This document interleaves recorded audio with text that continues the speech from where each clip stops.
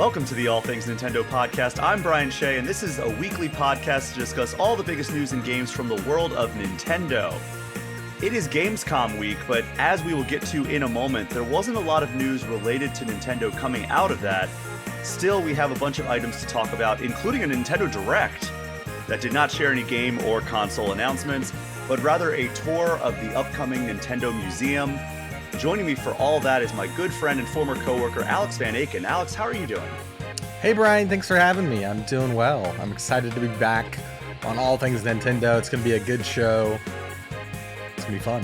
Yeah, we've got some stuff to talk about, even though, I feel like the world of Nintendo is kind of on hold right now. Yeah, it feels that way. Yeah, there's no, we're all waiting with bated breath for the Switch successor to get announced. They keep saying, every time they announce one of these directs, they say there will be the successor to the Switch, or the next Nintendo console will not be discussed on this. And they said that again for this direct that we are going to be talking about during the main segment of this show. But we don't have much to go off of, speaking of the Switch 2, what this console is even going to be. I have ideas of what I want based off of what the Switch 1 was and why it was so attractive to folks. But one of the reasons that the Switch 1 was so attractive, in my opinion, was its price point being lower than that of its contemporaries. So that's the only thing that we have to go off of this week in terms of news. So according to a report that is circulating from Toyo Securities analyst Hideki Yasuda, the Switch 2 could cost up to $500 at launch. And just for comparison, I looked at the current MSRPs of its competitors, its supposed competitors. The PS5 for the disc version retails for $500. The digital version is $450. The Xbox Series X, it's currently on sale, but it normally sells for $500. The Xbox Series S, which is substantially less powerful, but still runs all the same games, $300. And then jumping over to the handheld that gets a lot of Switch comparisons these days, the Steam Deck, $400 for the LCD model, and then the OLED model starts at $550 and goes up to $650. So the Switch currently ranges from $200 for the Switch Lite all the way up to $350 for the OLED. And, obviously we all want that price to be as low as possible, but what do you think the sweet spot is for the Switch 2, given that it will probably be substantially more powerful than the Switch 1, plus things just tend to cost a lot more right now than way more than they did in 2017? I think people will be happy. Well, people will obviously be happier if it's lower, but I think you'll still have that goodwill if it's less than I think 400 or 450 is the highest I think it should go. Mm-hmm. You are getting new tech, it's expensive to make, right? Depending on the features as well, it's a huge factor. Does it have an OLED screen? Probably not for the first iteration. It's probably more so investing in additional processing power and that sort of thing. Who knows? Mm-hmm. But I think that would be their main priority for this first iteration of whatever is coming next. We know that, we're speculating that Joy-Cons are going to be carrying over to the next system based on some products that Nintendo has been pushing lately. There's that new controller thing for your Joy-Cons. Do you know what I'm talking about? I don't know if that was a third-party Hori thing or something. I'll have to find it, but there are just some signs that what if this thing still supports Joy-Cons? Okay. Well, there are the reports that it's going to be like Joy-Cons, but they're going to be magnetic, I think, instead of the ones like the rails that they have on the Switch. Yeah. That sounds interesting to me. I think having magnetic Joy-Cons would actually kind of be cool, because I actually always feel like I'm going to break my Joy-Cons whenever I slide them in and out. I think 450, 400, I think 500, you're going to start losing a lot of your day ones with $500. Just, it's a lot of money. And especially for Nintendo's audience, which is used to, more affordable consoles, right? Like, I'm trying to think what the Wii U was when it launched, or even the Wii. But Let's look that up. I don't think anything's ever passed $400 for them in recent generations. So $300 and $350 Okay, were the yeah. price points for the Wii U at launch, and let's look up the Wii's launch price. $250 for the Wii. Wow. Yeah. Yeah. The good old days. And then the 3DS was $250 as well. Okay, that's actually more expensive than I thought. Hey man, glasses free 3D technology Hey, yeah, you're right. that nobody used. Yeah. There's Whenever a I reason tried to that use they it, I would there, get nauseous. there's a reason that they cut that price pretty quickly and also gave everybody who paid the full price access to all those Game Boy Advance games on through the Nintendo Ambassador program, because I think that they overshot with that price point. And think about it, like that if that was too expensive for a lot of people for the 3DS, $500 is twice that. Yeah, that's a lot. So yeah, I don't see it going over. Maybe there's two versions. Maybe there's a version with a larger storage, like a 1 terabyte storage or something. That's $500. But I think like the base is going to be 400, 450. Hopefully Yeah, lower. That'd be great.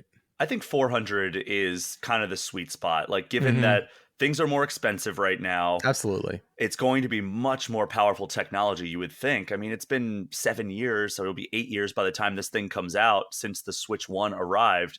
So I've said it several times. I think that we're going to get probably like an NVMe SSD within this thing. So it's going to be loading a lot Yeah, faster, that'd be awesome. Yeah.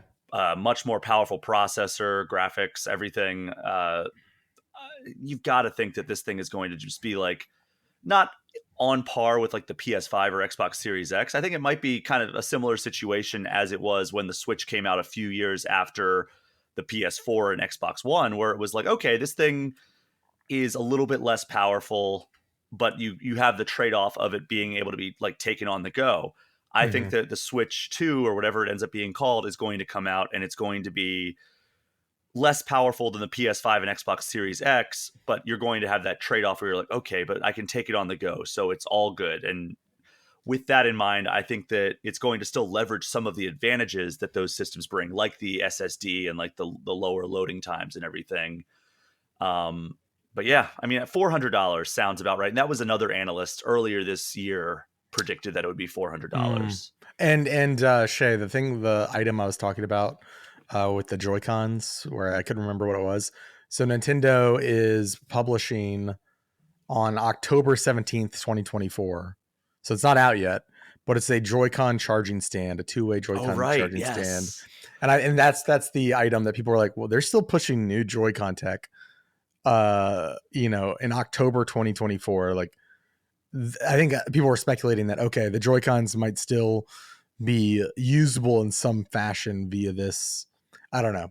Yeah, I think that what That that was some of the is rumors. since the rumor and the report, because I mean, it was beyond a rumor. It was a report by a journalist. I forget who it was. Maybe it was somebody at Bloomberg, that the Mm, magnetic connection instead of rails, maybe that makes it so your old Joy Cons, you can still charge them because they won't be able to attach to the new ones because they're not magnetic. yeah. So this new charging stand, I think, points to me telling me that like, okay, these will still be compatible with the Switch 2, but you just won't be able to charge it on the console itself. Yeah. So Yeah. you might just need to buy this thing if you want to use your old Joy Cons. Otherwise, it'll probably come with a new set of Joy Cons that you can use. But people have an affinity for their stuff that they currently have, and rightfully so, because you don't want to drop more money if you want Of to course. do Yeah. 4-player with like the sideways Joy Cons. And can I derail us for a second, Brian? Do you think, like, how different do you think these new Joy Cons are? Pure speculation, Oh, but geez. do you think they like swap out the analog sticks to try to get away from some of the stick drift issues? I think they'll have Um, reinforced analog sticks in a different way for sure, because people to this day still experience Joy-Con drift. I mean, I have Joy-Con drift on my my Switch, so I had to swap them out for new Joy-Cons, and I think that they're going to. It's hard to imagine them going away from analog sticks, because that's such an industry standard at this point. Like, imagine trying to have developers port over their multi-platform titles and not have analog sticks to work with. Like that would be like, I think that what they're probably going to have a like more reliable analog sticks and maybe a better D-pad. Yeah. That would be my guess. But at the same time, if you replace the face buttons that make up the kind of the makeshift D-pad on the Joy-Cons now with like a real D-pad, it makes it so it's harder to play it sideways, right? The Joy-Con hold it Yeah, sideways true. for gameplay, because then it feels weird because you're, instead of using buttons and the analog stick, you're using like a D-pad, which just doesn't feel like something that we're used to as gamers. Like, we're used to having the buttons if we're going to be using, like, I don't know. They had to come up with a versatile option for Switch One. So, I mean, this is all rampant speculation, no inside information whatsoever. I Yeah. think that there is a way that they could pull it off, but it's I don't know, man. It's a tough situation, or a tough solution that Nintendo's gonna have to come up with to improve on the Joy-Cons. I just hope that they're a little bit bigger, because right now, Me like, too. it's so uncomfortable. I don't think I have like any kind of like abnormally large hands. I have smaller hands, I've always felt like, and it's still uncomfortable for me. My thumb just gets so sore. My Yeah, and right thumb. Yeah. it's just not great, especially since there's one of them that just has like the Joy-Con is almost directly in the mid, or the analog stick is like directly in the middle of the Joy-Con, Yeah. and it's like, this feels not great to play. So hopefully they come up with a solution for that, or maybe they just get rid of that altogether. But that seems like something that they're pretty on board with. Yeah. Yeah. Those are good points. Sorry to derail us further. No, it's all good. I mean, people like talking about Switch 2. It's something that's on a lot of people's minds, especially listeners Absolutely. of this podcast. It's on Yeah. my mind quite frequently. But Alex, we usually start with Pokemon news, but I figured the Switch speculation from that analyst and then the subsequent conversation it kicked off might be more important to lead with. But Yeah. Love it.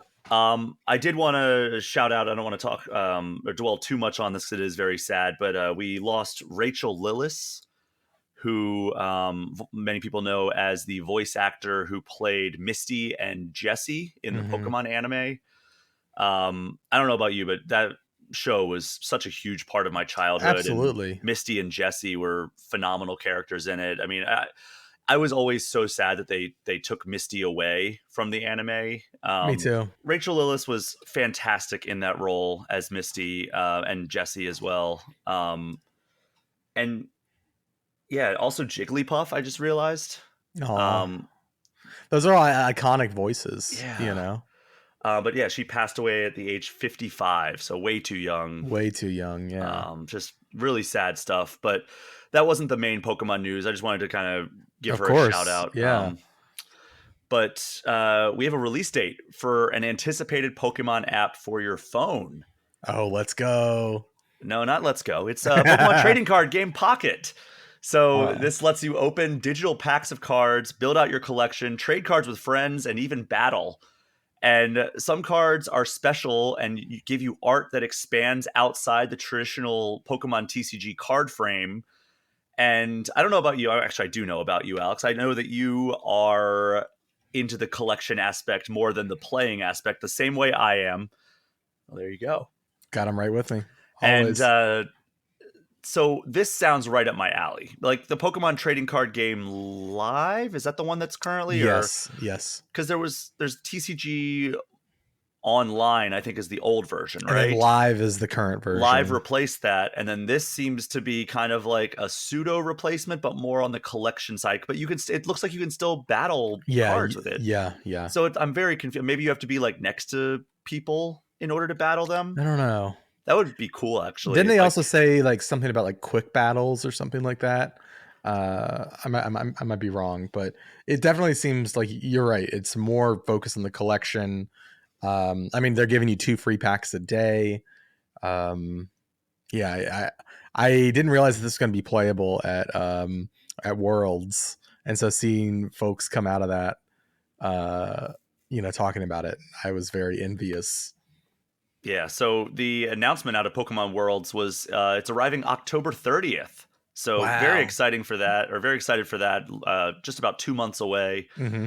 I am definitely. I hope these are compatible with these the QR codes that come with the.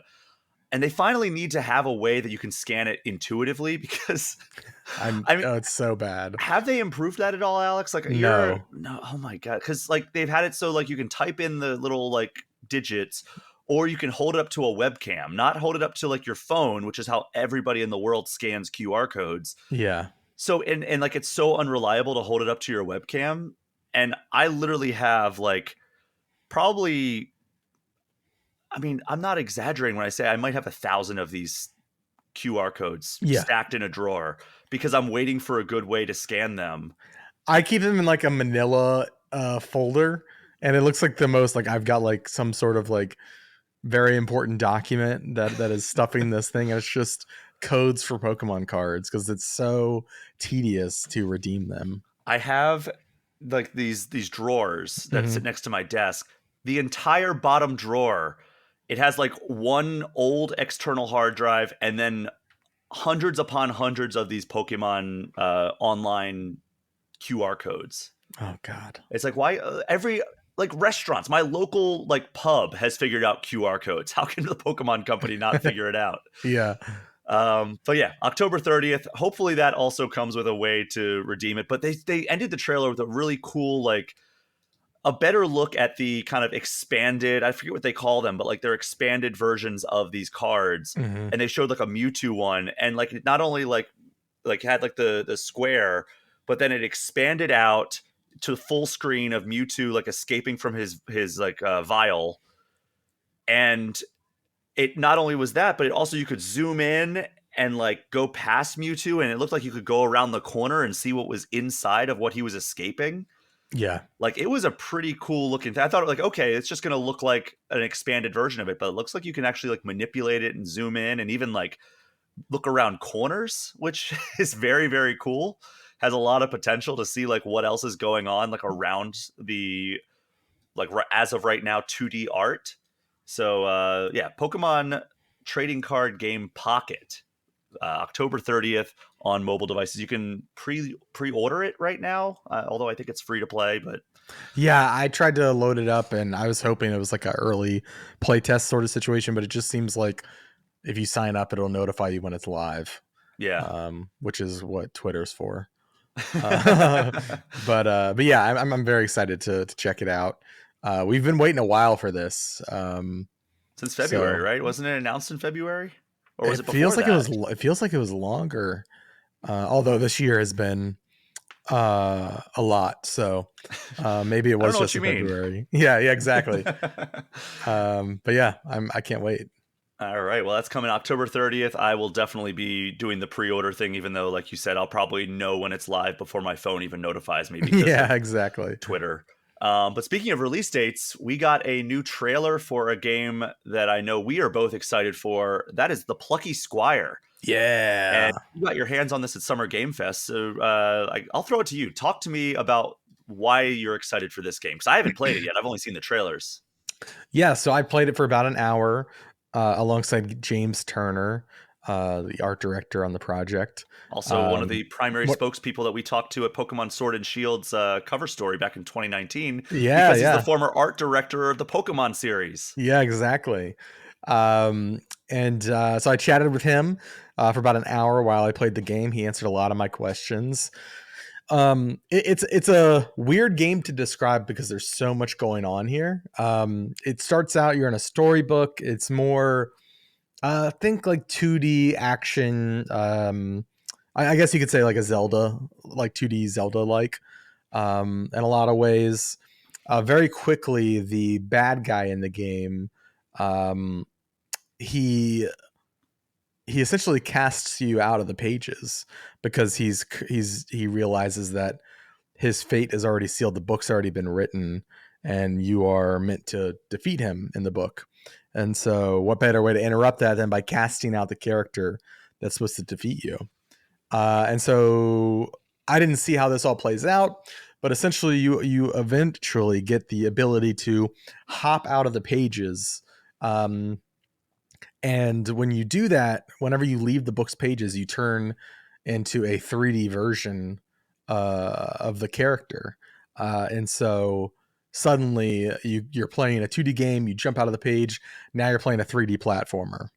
Um, and, since you are a tiny little character in this, normal sized book, right? When you jump out of the page, everything around you is the scale is just immense because you're such a small character from the page of a book. And so, a coffee mug is the size of like a building for like to real life scale, right? Like all of these desk tchotchkes and normal everyday items are suddenly massive, and you're running around solving puzzles, unlocking new items, doing a lot of really neat mini games, and yeah, it's really charming.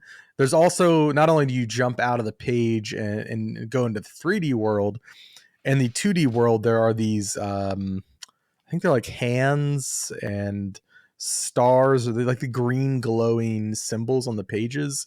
And you can actually jump from page to page. So if in the 2D map, if there's like a giant chasm you need to cross, or you need to get on top of a hill or a mountain, you can essentially fling yourself out of the book's pages and then onto another page at like a strategic position, whether that's to solve a puzzle or kill more guys or whatever. But yeah, it plays really well. It's really, the art direction is gorgeous. It's really effective. A lot of the magic that's going on, and it's running on Unreal Engine 4. Essentially they've got like multiple scenes in the engine running at any given time, and they are projecting those scenes onto 3D objects. So the main one is a book, right? But that is like an actual 3D object in the game. And the engine is running a scene elsewhere and then projecting that onto the book's pages. And so you get it just looks really, really cool. A lot of neat wizardry going on with rendering the game onto the various objects in the game. It's cool. Yeah, I am very much looking forward to this game. I love the hopping in and out of the book mechanic, and like the visual styles that Mm-hmm. change as you do that. Like and the gameplay itself looks very fun as well. So only a few weeks before this one comes out. Finally, I feel like we've been waiting for this one for a very long time. Like this is one that I feel like we've been kicking around of like, all right, when is this coming out? Like it's like this and like Pepper Grinder were the ones Yeah. that like felt like it's like we've known about this for years, and we've been talking about it for years, and it's like, is that game ever going to come out? And now it's like, I mean, it's been Hollow Knight for a long time in terms of like indie games that we're excited for, Mm-hmm. that just never feel like they're going to come out. But September 17th is when this comes to Switch and every other major platform. I will definitely be playing it and talking about it on this very podcast once I get my hands on it. Yeah, I think you're gonna like it a lot. It reminded me a bit, obviously without the Pikmin mechanics, but it reminded me a bit of like Tinykin in a way. Oh, Just how that, and I love playing that on yeah, I get Switch. that. I get that vibe as well. Yeah, so really cool game, worth wish listing. Yeah, really promising. Awesome. Well, that is something to look forward to next month, alongside a lot of other games that are sure to come out in September as well. I would say go to the GameInformer.com I 2024 release know. calendar, but you'll be greeted by a message by. GameSpot has stepped up their game. I think they've always had a calendar, but I noticed they'd updated it pretty Oh, recently good. after. So I think that's the one that I bookmarked. Nobody still is like formatting it quite as well as Game Informer did. We just had like people on the back end who are really passionate about keeping that thing up and running and looking good. And it's a bit harder when you have like such a massive. I'm not trying to throw shade. It sounds like I'm trying to throw shade at other people. I'm just saying I really like the Game Informer one. Mm-hmm. There have been some replacements that have already existed, and some that are like improving their game with it. And yeah, sorry, I'm tired. Maybe I'll just make a website that is only devoted to having an updated release calendar. Honestly, that is a great idea. Seriously, I'm not even kidding. hire Margaret, help get that thing up and running, and just call it like the videogamecalendar.com. Yeah. Well, maybe we'll cut this out of this episode. Yeah, and do it. Yeah. Along with my other billion-dollar app idea that I have. Yeah, exactly. But Gamescom, Alex, it's happening as we record and release this episode. And Nintendo had next to no presence there. Well, Nintendo itself had no presence, but even games coming to Nintendo had next to no presence. We did get some announcements for games that could potentially be coming to Switch or are already confirmed to be coming to Switch. I'm just going to run these down real quick, and then we'll talk about it at the end. Borderlands 4 kicked off the show, but we only got a teaser trailer with no gameplay, and we did get a 2025 release window. Civilization 7 gave us our first look at gameplay. The reveal of Gwendolyn Christie of Game of Thrones and Star Wars fame is narrating the game, and that it arrives on February 11th, 2025. And Sonic X Shadow Generations gave us a new trailer showing off Shadow's Doom powers, which are special abilities that we have in this game. So he has Doom Spears that let him shoot projectiles at 5 targets at once. Doom Blast lets him launch his enemies up into the air. Doom Morph that let him traverse different terrain, including looks like toxic chemicals, and then he can swing from orbs like Spider-Man.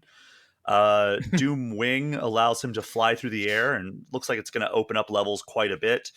And then Doom Surf lets Shadow kind of glide across the water.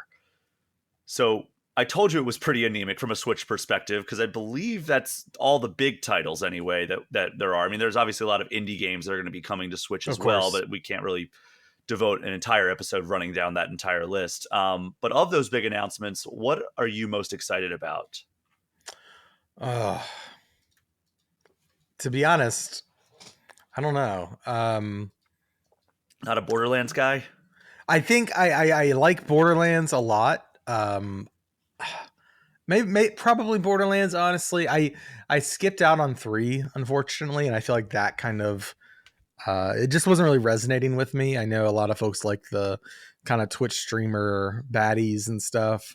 And I think it just came out at a bad time for me. So yeah, honestly, maybe Borderlands 4, because I sink so much time to the first and second game, going after the secret bosses with my friends. We would be up all night. I at one point in time I was so into Borderlands that I bought my friend a second TV off of Craigslist, and he had this attic. He was still we were very young, all still living at home, but his parents had an attic that had like, I would just like start purchasing cheap TVs on Craigslist and bringing them over, and we slowly had like all of our friends would be playing at the same time. Oh my god. And eventually we had like where you could have a full party of co-op, all essentially doing a LAN party. And it was like every weekend. And it was for Borderlands 2 specifically. Jeez. So yeah, I think Borderlands 4 sounds cool. To be honest, I didn't get a chance to watch the trailer yet. But just based on the fact of like my old kind of fandom, I'd be down to have that be reawoken within me. Because it was a good time. What about you? I mean, I'm a Sonic sicko. You know that about me. Oh yeah. I'm excited for Sonic X Shadow Generations, but I'm not going to play this on Switch. But Civ 7 looks amazing. Yeah, Civ 7 I think is going to be big. I used to wake up when Civ 5 came out. This is a long time ago. On PC, you could get copies of it for pretty cheap online. And yeah, I'd wake up at 5 a.m. before my day job every day and play an hour of Civ 5 with my best friend who lived across the country. And that was like the way I started my day, was with Civ. So I can't wait for Civ 7. The best part of waking up, they call it. Oh yeah, absolutely. There's slogans and stuff all about it. Yeah, I mean, I'm excited for all 3 of these games. I would probably put Borderlands 4 at the lowest, though. Please don't come for me, Randy Pitchford. But I think it's probably Civ 7, then Sonic X Shadow, then Borderlands. If we're talking just the games that like we're speculating. Well, I mean, we know Civ and Sonic are coming to Switch. Yeah. Borderlands 4, I mean, it would be Switch 2 by that point, because it's a 2025 release date. Mm-hmm. So we would imagine that it would come to Switch 2. But yeah, I mean, I'm looking forward to a lot of these things. I mean, there were several other multi-platform announcements that I actually covered on All Things Gamers that $10 patrons have already heard or can listen to at this very moment over on the Patreon page, which is a perfect time to remind everyone that you can support the All Things Nintendo podcast through a variety of ways. The biggest and best way is the Patreon page, where you can come in at the $5 or $10 level and unlock perks like early and ad-free episodes, as well as that whole new weekly podcast that I mentioned before, All Things Gamers. You also get access to the All Things Nintendo community Discord, where we have some of the best people over there chatting about all of our favorite hobby. And if you want to help the cause further, you can also check out the official merchandise store on tpublic.com, where we now have brand new All Things Gamers merch. Or you can subscribe to my YouTube channel, where I put up not only the full video versions of this very show, but also edited clips from the best discussions found on the All Things Nintendo podcast. I'm also going to start posting some audio from some of the Evergreen episodes over on the YouTube channel. The first one is set to go up on Monday and will feature my hour-long interview from 2022 with none other than former Nintendo of America president Reggie Fils-Aimé. I don't know how often I will be doing that, but I have a bunch of episodes from the first several years of All Things Nintendo that I want to resurface for those that have missed it. And if you want to check that out, you can either scroll to the near the bottom of the podcast feed on your favorite app, or you can just head to the YouTube channel at Brian P. Shea to find it right at the top of your feed once I upload it. And I'm doing that because we didn't make a big deal out of it. This is episode 150 of All Things Nintendo. I can't believe that. I know. Started back in 2021, which it doesn't feel like this podcast is that old.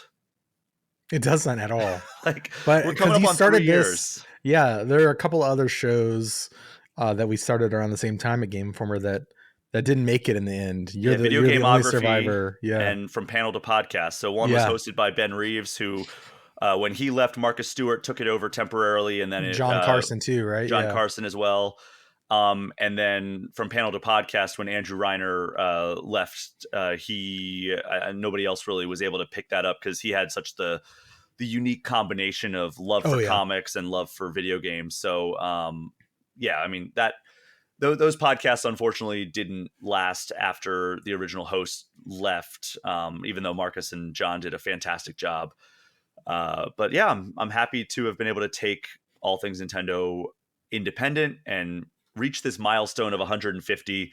It feels like not that long ago that I did episode 100, which I'm sure it was. I mean, it was 50 weeks ago. So yeah, it was quite a bit ago. But yeah, that's why I want to celebrate a little bit by uploading some of the Evergreen things, whether it's the interviews that I did with people like Reggie Fils-Aimé and the voice of Ash Ketchum, Sarah Natacheni, or some of the kind of historical deep dives on games on their anniversaries. We have several of those, ones on like the Mario Kart franchise, the Street Fighter series, all kinds of things. So keep your eyes open on YouTube. Unfortunately, we did not have video versions back then, so it will just be audio getting uploaded onto YouTube.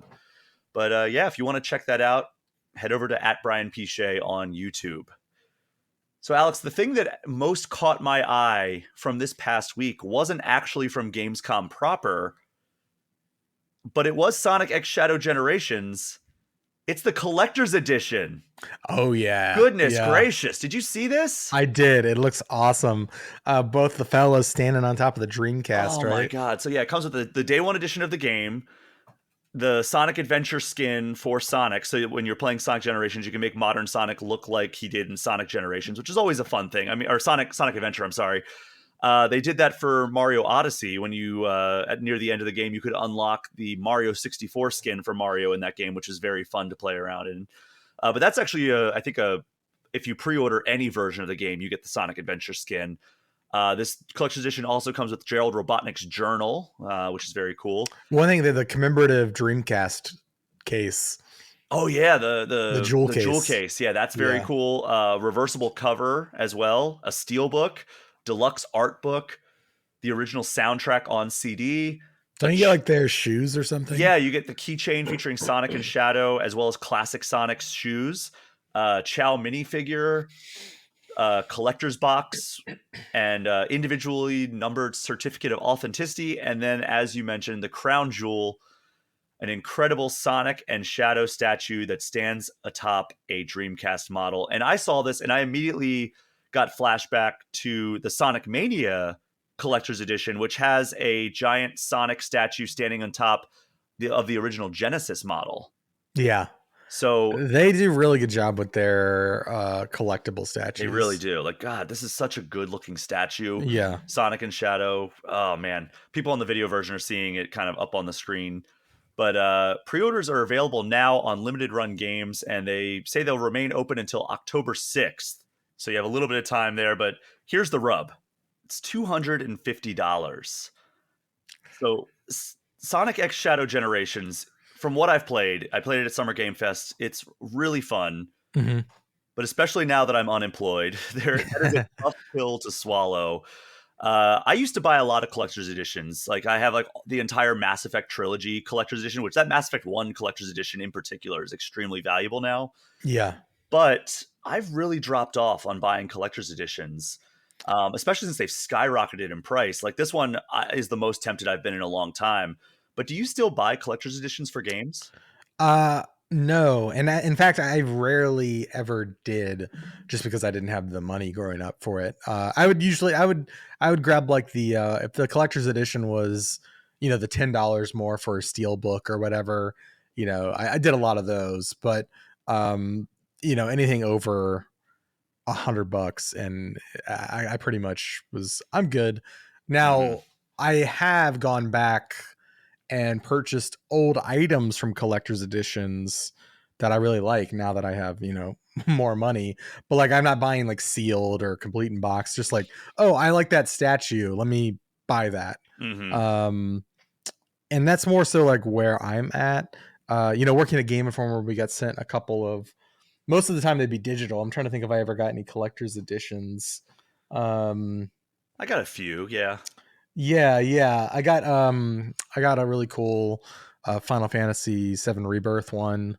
You did as well, I believe. But when I do get them, it's awesome because they're such a spectacle. They're so fun to find spots for.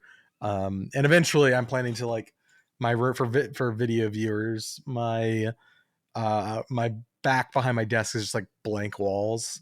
Part of that is because of my landlord, but the other part is I want to be really meticulous about what I put up here. And eventually I'm going to put some of my old collector's editions and that kind of thing up. I think it's super cool. I mean, I think I'm with you. Like this, I'm tempted by this, for the Dreamcast statue alone. God, it's so part cool. of me though. I kind of just want to take one of my Dreamcasts, go to Target, buy like figures of Sonic and Shadow, and just glue them to the top of a. I'm sure it'll look just as cool. Oh yeah, it'll be like super weathered and faded. The Dreamcast, yellow. Get one of my. Yeah, I think I have a really yellow one somewhere, and just like, yeah, I think actually that's a really funny bit. But Sonic X Shadow Generations comes out on October 25th, and again, if you want to pre-order this, it seems like Limited Run Games is only holding pre-orders until October 6th. Okay. Speaking of Shadow, a few weeks ago, I did put the Shadow the Hedgehog Lego set on blast for being extremely ugly, especially when compared to the Nintendo Lego sets. But now it's Nintendo's turn. I got this from NintendoLife.com. Nintendo and Lego have announced 6 new Mario Kart sets arriving in 2025, and they'll range from $15 to $80 and feature several characters from the Mario Kart franchise, including Donkey Kong, Yoshi, and Baby Mario. But instead of using the standard Lego minifigs or even like the interactive Mario figures that we've gotten used to by now, it looks like you actually build the racer in the driver's seat, and the results are pretty mixed, if you ask me. Because of this approach, like you're building like these characters. I don't know if you're bringing it up on your screen, Alex. The characters kind of look like cheap knockoffs that you would like find at a flea market or something. And the cheaper ones the cheaper sets look like they just have certain drivers and their carts, while the most expensive one is like the Grand Prix like starting line, and it comes with Baby Peach, Toad, and Lemmy, which is a completely random scatter shot of characters to include. According to Nintendo Life, you can actually put the interactive Mario, Luigi, or Peach figures in the driver's seat of these carts if you have them, and they'll make the Mario Kart like sounds and visual effects. And I think that's the only way I would want to engage with these sets, because the characters that you can build don't look great. No. Are you into Legos at all? I don't think I've asked you that. I mean, I grew up really into Legos. It's more so like I've lived in apartments for a while and just haven't had the room. Yeah. The closest I've gotten, I've been to purchasing a new Lego set has been actually the flower sets. Oh yeah, those are pretty. Yeah, and you know, I'm always looking for ways to like spruce up my desk and stuff, and so I've been really close to getting some of those Lego plants. I will not be purchasing the Mario Kart Lego sets. I think they look unlike, they don't look very Lego to me. They look like Mega Blocks. They absolutely do. And I always hated that look. I don't like Mega Blocks. Have you seen the Shadow one? No, let me look. I'm gonna send it to you right now. Okay. On Slack? No, I sent it in the chat. Oh, the chat? Okay. Yeah. I'm pulling it up. Oh my God. What is that? Jill Grote was on the show when we learned about this, and she had a similar reaction. Oh God. Yeah, I'm good. Like, I just don't understand. I don't know. Like, the Baby Peach looks awful. Yeah. The Baby Mario is not much better. The Donkey Kong kind of looks like he's like pieced together with spare parts. Toad looks ridiculous. I think the best looking one is Yoshi. No, the best looking one is, what's his name? The cameraman. Oh, Lakitu. Lakitu is the best looking one. God. Well, those are available for pre-order. And they come out in 2025. Again, ranging from $15 to $80. I would say maybe go for the other Mario Lego sets if you are looking for Mario Lego action. They have plenty to choose from. Alex, to wrap up the news portion, we already talked about how Nintendo has next to no presence at Gamescom. PAX West seems to be a different story altogether, which I guess makes sense because, they're based in Nintendo of America is based in Redmond, Washington. PAX West is in Seattle, Washington, just about 30 to 45 minutes away. No Nintendo Live this year, which is a bummer. I thought that was a really cool fan expo last year. It gave everybody the first chance to get their hands on Super Mario Bros. Wonder.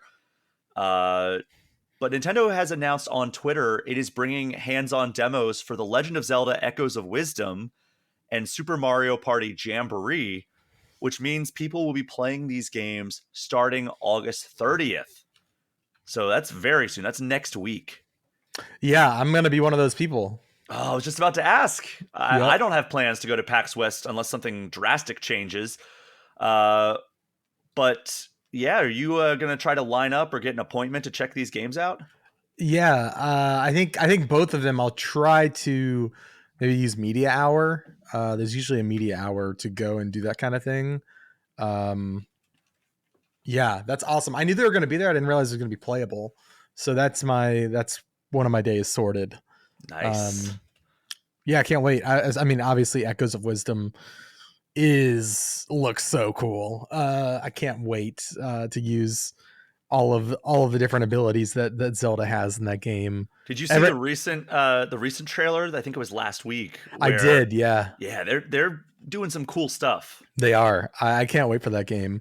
And I'm down for some Super Mario Party fun. Why not? Same. Yeah. I like a good Mario Party game. Hopefully it's better than Super Mario Party was, because it was as good as that game was. I feel like I always bash it just because it is the lesser of the two Mario Party games that have come to Switch so far. Mm-hmm. It could be better, and I'm hoping that they learned their lessons from Super Mario Party and made a better Super Mario Party game with Super Mario Party Jamboree. Yeah, agreed. But yeah, I'll have to have you back on to give me your impressions after you. I'll let you know if I get a chance to play them. Oh, I'm going to be angry at you if you don't. Fair. But Alex, before we break, tell people about your new endeavor, since Game Informer was forcibly closed a few weeks ago. Yeah, I started my own crowd-funded video game documentary channel. It's called Viewport. Inside looks at game development. You can find it on Patreon, YouTube, Twitter, at Viewport Video. So patreon.com/viewport video. That's where I've been posting most of the updates. I've got another update I'll be dropping this week, giving patrons updates on upcoming projects. But I actually just got back from my first trip to Seattle.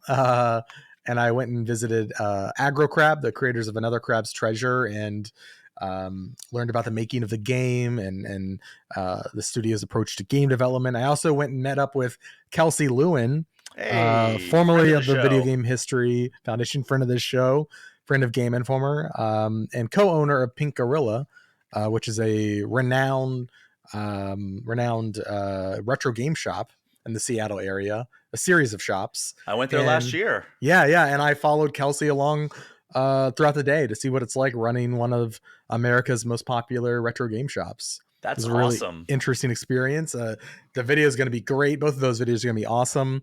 I've already started reaching out to a couple of other studios about, actually in the middle of the show, I got an email back from a very popular Switch indie game that I will not be saying the name of. One of my favorite indie games of all time. Maybe there will be something there. Who knows? But yeah, I'm kind of still getting up and running, to be honest. I mean, I don't have to tell you, Brian, we were not expecting to be without jobs right now. And I'm still, I think both of us, these are like our side projects, right? To keep us moving. But I think we're both, it's no secret, we're both looking for other forms of employment to pay our bills. Mm-hmm. But yeah, it's called Viewport. I'd appreciate if folks, even if you just want to follow the Twitter account, it's at Viewport Video, or if you want to subscribe to the YouTube channel, it's youtube.com/@Viewport Video. And I can say I'll be, I was able to save a very cool interview with Hades 2's composer, Darren Korb, from the graveyard, as it is. And that'll be posted on Viewport as well soon. So that's the update on my end. Thanks for letting me ramble for a sec, Brian. Yeah, of course. I mean, you did so much great work at Game Informer, and the stuff that always stuck out. I mean, obviously the rapid fire videos were so much fun to do. I'm sure that they were a beast to edit. I never had to edit one, but they were always put together so well. Obviously, new gameplay todays were great. People love seeing like the gameplay, but like the stuff that really stuck out to me as something that was unique to what we were doing were the documentaries they really felt like your pet projects and your passion projects at Game Informer. Yeah. And there's ones like Mina the Hollower, there's Humanity, there's so many great ones that you did. And if somebody was like, what is the best video content that Game Informer has? It would be between like the rapid fire, because they're just so much fun and so digestible, and the documentaries that you did. So this is fantastic that you are carrying that on and, making it your own and making it so nobody can take it away from you. Yeah. Right. I'm excited. And actually Viewport was in the works for a while. I'd actually gotten approval from our boss, Matt Miller, to work on it while still at Game Informer. So, it was a lot of work to get it up and running this quickly. I wasn't planning to launch it until the winter time at the earliest. Yeah. But I'm excited by the response. I'm excited for the projects that I've got in the pipeline. So we'll see what happens. But yeah, and also if you are a patron of the All Things Nintendo podcast, there's a very easy way to find Alex Van Aken's Patreon, and that is going to my recommended creators on my Patreon page. Viewport is right there. So and likewise, yours is on mine. Yeah, thanks. I mean, I was in a similar situation as you, where I had when I took All Things Nintendo independent back in April, I was like, okay, well, I'll eventually do like paid tiers, but I just didn't have the time, and suddenly I had better way to have time. Yeah. Yeah, it's funny. I feel like I've been busier. Not that I wasn't like crazy busy all the time. No, I'm with you though. But I've been like hustling, getting stuff. Like I'm taking on like some freelance projects, and then also doing All Things Nintendo, and on top of that, applying for jobs and various government assistance programs. Oh, that reminds me, I need to do that. But Alex, we are going to take a quick break, and when we get back, we're going to talk about the video tour Nintendo released of its upcoming museum. We will be right back.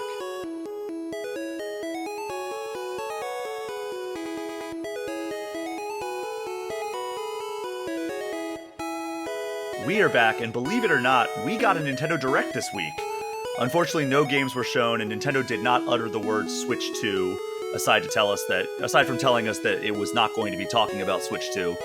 But we did get a guided tour of the upcoming Nintendo Museum in Kyoto, Japan, by the one and only Shigeru Miyamoto. Yeah.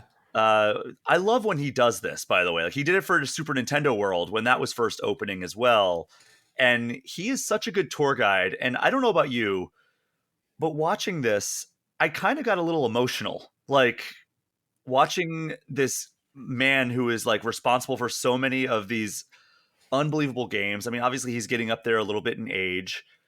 And he's like talking about like, oh, I used to work here before because, we'll talk about it a little bit, but like it's built on the same location where Nintendo originally made Hanafuda cards and like their early stuff in gaming.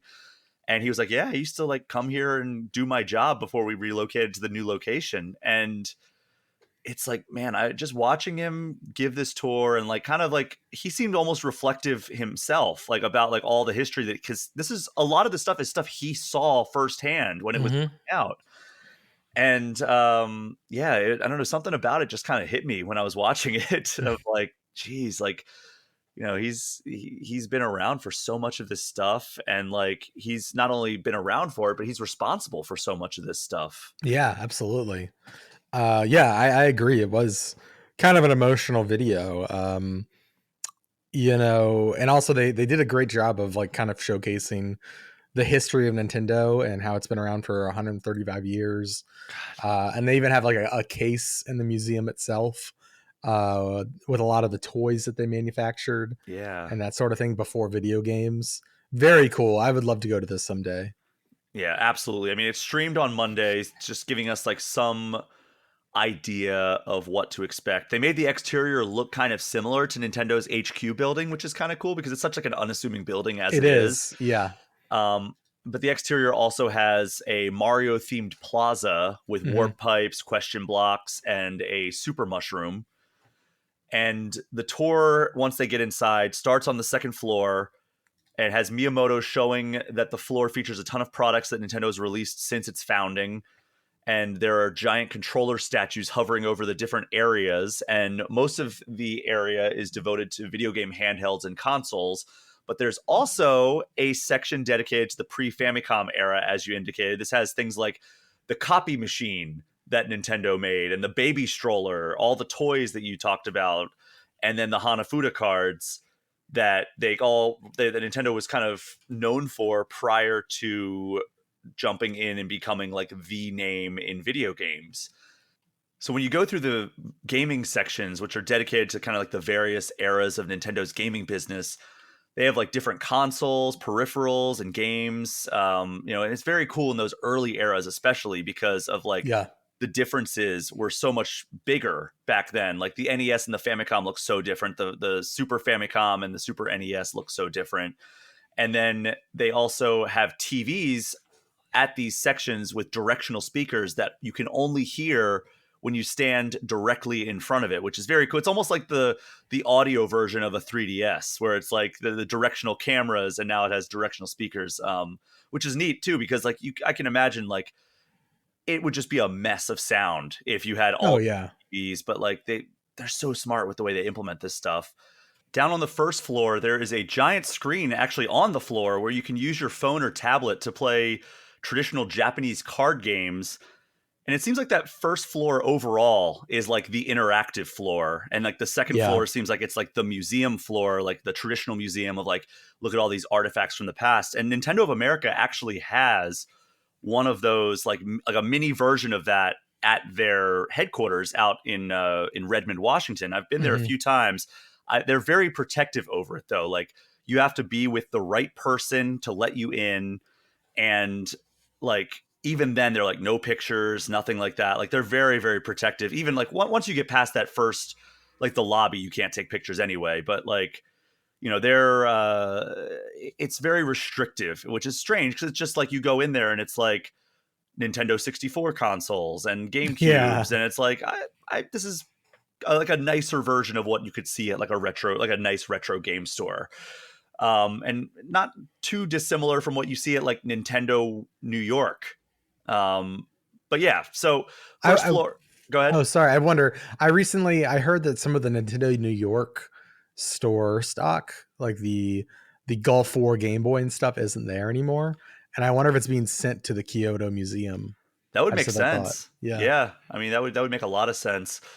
So in addition to like other interactive stuff, you also get an entry pass, which is loaded with digital coins that you can use to interact with 8 different experiences. And Miyamoto showed off 3 of them in this tour. First one is the Ultra Machine, which is an indoor pitching machine, I and saw there that. there are different rooms set up to look like living rooms, and your goal is to hit the different Nintendo artifacts set up, and then they react if you do. Like he hit like these cups that were up on the shelf, and it said Mario, and then it spun around and said Luigi or something. And then there's like a copy machine that if you hit that, it'll like spit out like a piece of paper. It's all designed to be hit with the balls. And then there's Zapper and Scope SP, which is a shooting gallery for up to 13 people at the same time. And you use like the Super Scope from the Super Nintendo and the NES Zapper from Duck Hunt. And your goal is to shoot the bad guys while not shooting Mario or Peach. Just very funny that like there's like a game where you're just like blowing fools away. Yeah. Friendly fire. Be careful. And then there is also a room full of giant controllers in front of screens where you can play games on controllers that are like wider than an adult's wingspan. And in the video, there was Miyamoto. He had a staff member at the museum play Super Mario Brothers with him. And there Yeah. was a Famicom controller that was like as big as a desk. And so he stood on one side and he was controlling the D-pad with his 2 hands. And then he had a staff member at the museum control the jumping. And the Wii remotes were my favorite part. And they didn't even like really emphasize it. They just showed it in the background of like 2 people holding a Wii remote and like steering, I think it was like a Wii Sports thing or something. And then the Wii remote is like almost as tall as the people that were playing it in the Yeah. background while he was talking. And then there's also like it looked like a giant N64 controller. It looked very cool. And then Miyamoto ended the video by showing that you can not only play Hanafuda or learn how to play if you don't already know, but you can even make your own Hanafuda cards using stencils, which that is super cool. And there's also a cafe and a merchandise store with exclusive items. Alex, how are you feeling about this? I feel like I need to go, Brian. I know. What was the thing that most caught your eye? I think some of the like the games where they kind of reminded me a little bit of like some of the tech they have with like Nintendo World, Super Yeah. Nintendo World. Like it's very clear like they tapped some of the talent behind that park to help build this museum. And I think that stuff works great at the park itself. So hearing that they've implemented some of that tech at the museum is cool. Also, just like giant controllers, that's really cool. I remember G4 TV during its like last run a couple of years ago, they had made a giant I think it was an SNES controller or something like that, and I thought it was so cool. And so the fact that Nintendo has that, they've got the Wii, they've got the N64, I want to go and I want to experience that. It seems really neat. Yeah, it does look really cool. It's set to open on October 2nd. Okay, not too long. Yeah, but to make a reservation, you do need to have a Nintendo account, and you need to, which is free, and then you can sign in and then make your reservation that way. I'm assuming you're gonna have to make it pretty far out because I mean, you have to make a months in advance reservation to go to the Kirby Cafe in Tokyo, let Yeah. alone go to the Nintendo Museum that's just about to open. Yeah. Um, if you go back to Japan, Alex, you Mhm. know, when Game Informer was still open, we went to Japan fairly regularly. Yeah. Yeah. Um, A few what's times a the year. what's the likelihood you would take a trip to go to Kyoto and see this? Oh, 100%. If Really? I can get a ticket, I mean, it's just you take the Shinkansen down to Kyoto. It's probably 90 minutes to 2 hours or so. And I would totally go. Yeah, I've never been to Kyoto. It's because we took the Shinkansen down to Osaka when we went there for Street Fighter Mm-hmm. 6, and every other time I've just stayed in Tokyo. So, and I mean, I'm not complaining there. Yeah. I On love our Armored Tokyo. Core trip, me and Blake, was it Blake and I? That would be Armored Core. Or maybe it was, it might have been with Marcus or Wes. on a different trip. I don't remember. I could have sworn I took a train. I did take a train down to Kyoto from Tokyo, and that was cool. You sounded almost like you're doubting if you did take a No, train. I did. I'm just trying to remember which trip it was. Like perhaps it was a dream, but Yeah, perhaps. You know what? I think it was the. It might have been the Resident Evil trip potentially. I think Marcus did say that he, That sounds right. yeah. Yeah. But yeah, October 2nd, and I really want to go see this. And also, like, if I go to Kyoto, I'm going to go to that amazing shrine that has like all the gates. Mount Inari. Yes, Yeah. and then I mean that's what inspired Star Fox. So like that also has some gaming history. And then I would have to go see just the exterior of the actual Nintendo headquarters, even though it's kind of like out of the way from what I understand.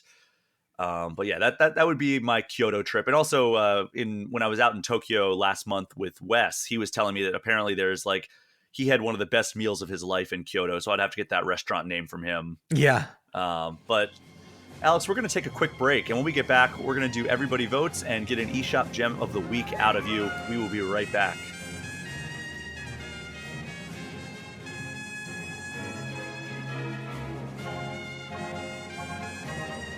We are back, and it's time for Everybody Votes, a semi-recurring segment where I put up a poll, and folks on social media can vote on their answer.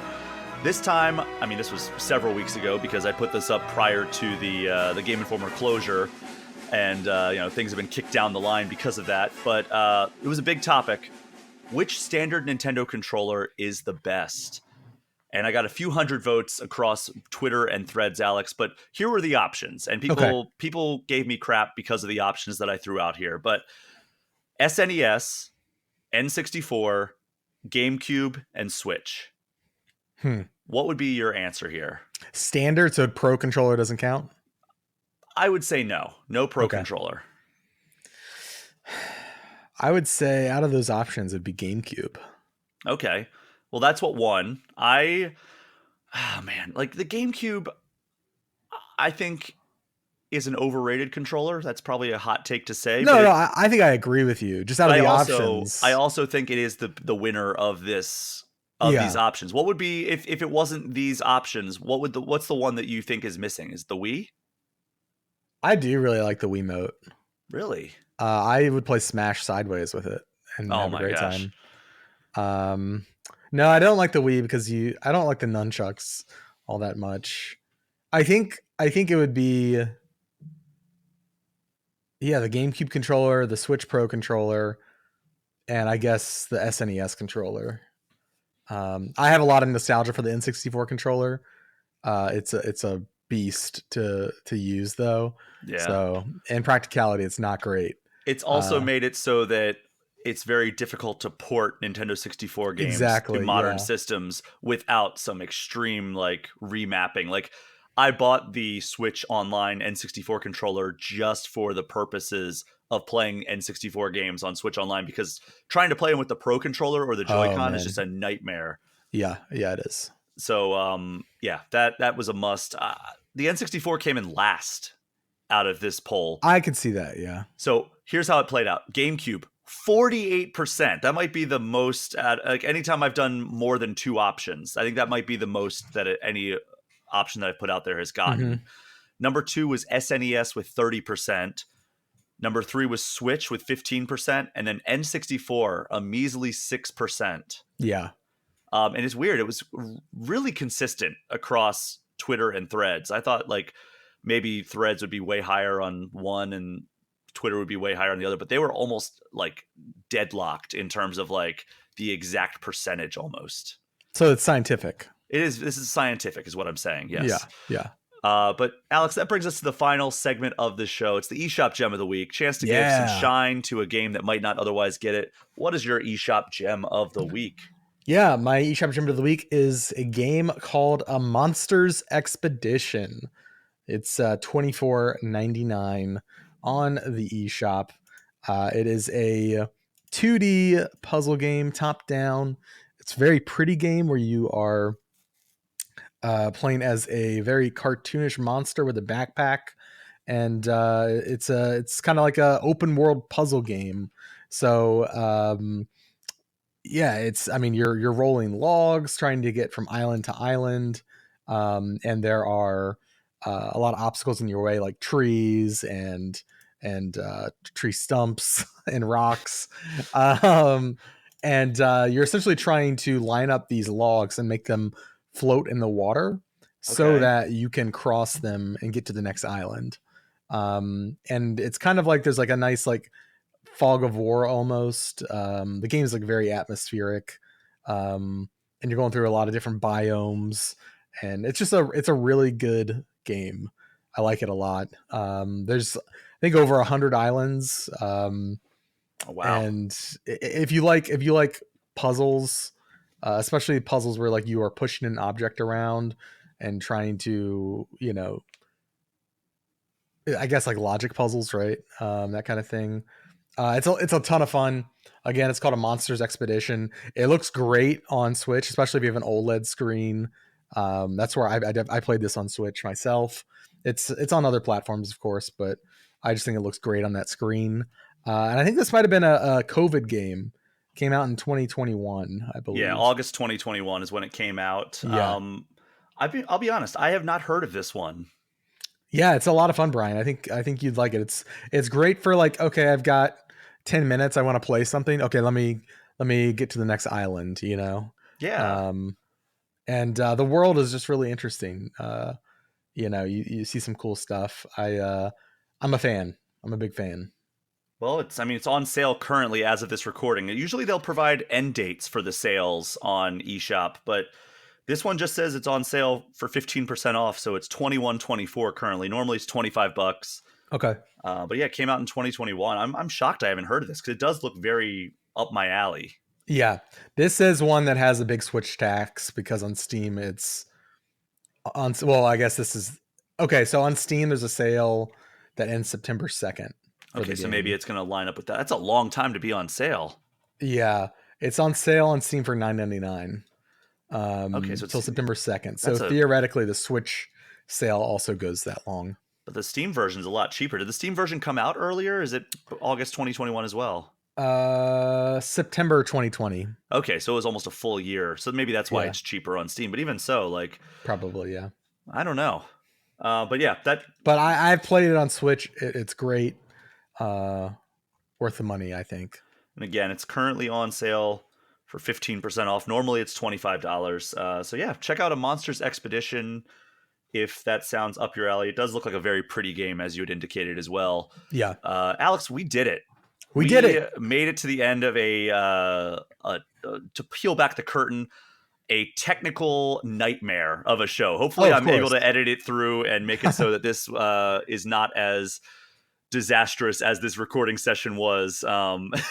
But we made it to the end, Alex. I'm going to piece it together all in post. Nobody will be any the wiser except No, for no. when I bring it up like this at the end of the show. But Alex, thanks so much for joining me for this episode and sticking with me. Yeah, thanks for the invite, Brian. Thanks everyone for watching, listening, and be sure to support All Things Nintendo on Patreon. And Viewport as well. Like, go check Yeah, out thank Viewport you. on Twitter, on YouTube, on Patreon. Again, Alex does such amazing work with the documentaries, and I'm so excited to see how that carries forward with this new endeavor. Thank you. But thank you so much to everyone for listening. Do me a favor, if you haven't already, throw All Things Nintendo a 5-star review and hit that subscribe button. If you want to get more All Things Nintendo content, you can join the Patreon paid tiers. And if you want to get any questions or comments in, you can get in touch with me at brian@allthingsnintendo.com. Hit me up on social media at Brian P. Shea, or join the community Discord, which is a perk for joining a paid tier of the Patreon. Also, find me on YouTube and subscribe to that channel. You can search for All Things Nintendo or visit at Brian P. Shea on YouTube. Alex, tell people any other plugs you may have. Yeah, you can follow me on Twitter and Instagram at It's Van Aken. That's ITSVANAKEN. And yeah, go check out if you're a person working in games that would like to hire me for my services. You can go check out my portfolio and contact page at alexvanaken.com. But yeah, I'm mostly just kind of here to catch up with Brian, and yeah, it's been a lot of fun. Thanks for having me. That is our show for this week. Thank you again for listening. Take care. We'll see you next time.